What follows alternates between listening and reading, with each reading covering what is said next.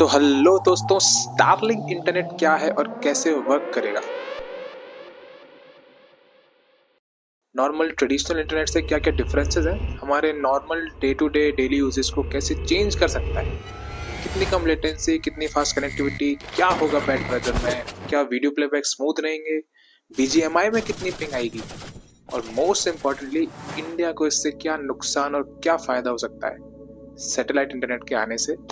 और हाँ, आपकी जेब कितनी खाली हो सकती है, ये सब इन्फॉर्मेशन एक्सट्रैक्ट करके मैं ले आया हूँ और आपको बताने वाला हूँ इस वीडियो में। So without any further ado, मैं हूँ Ashu and I am an extrovert. Keep watching this video to be an extrovert. Let's go. So the first and foremost question is, what is satellite internet and how it works?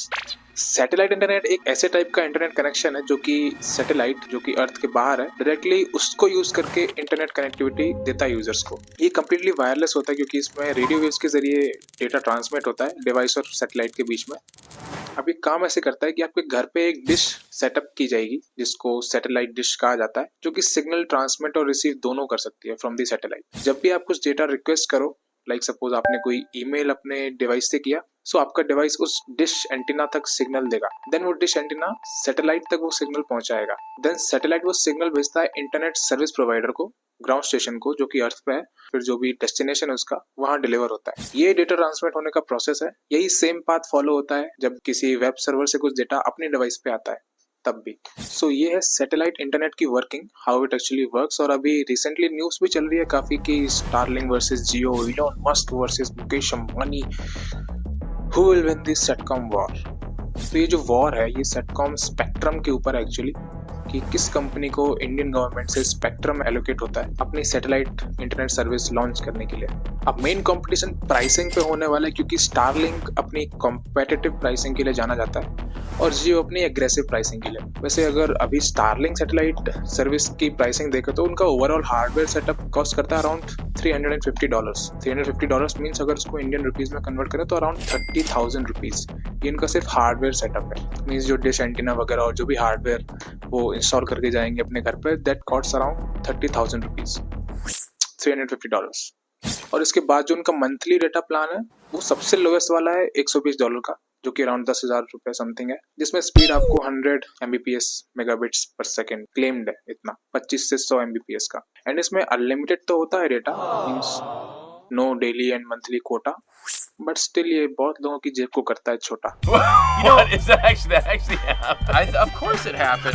अब India में मुद्दा ये है कि इतनी महंगी services को affordable कैसे बनाया जाएगा। Let's see how Jio offers if Jio captures the internet market shares in India.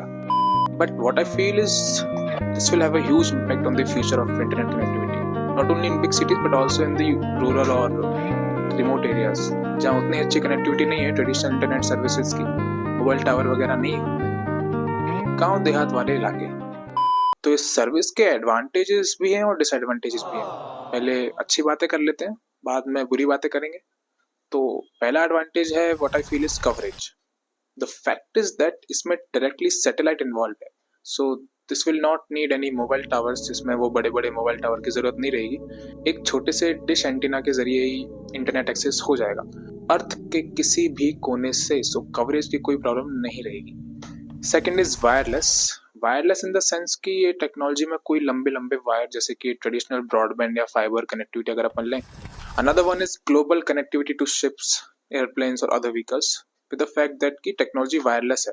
इससे कनेक्टिविटी टू शिप्स, एयरप्लेन्स और ऐसे जो भी व्हीकल्स हैं जो कि ऐसे एरियाज में जाते हैं जहाँ पे कवरेज नहीं होता, उनकी कनेक्टिविटी भी इससे इनेबल हो जाएगी। So this adds an advantage.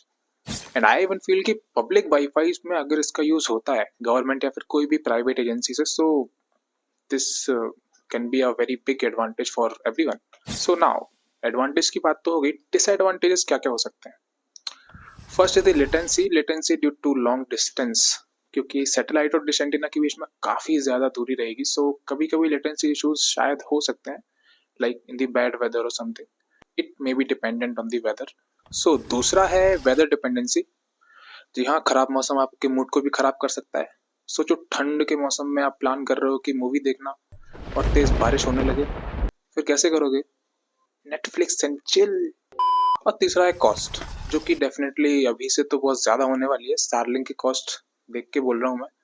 So yes, this is it. जितना ज्ञान मैं अर्जित कर पाया था अभी तक वो इतना ही था। अगर कोई मिस इन्फॉर्मेशन देखी आपने या मुझसे कोई इन्फॉर्मेशन मिस हो गई तो प्लीज़ कमेंट बॉक्स में डाल के मुझे इन्फॉर्म करना।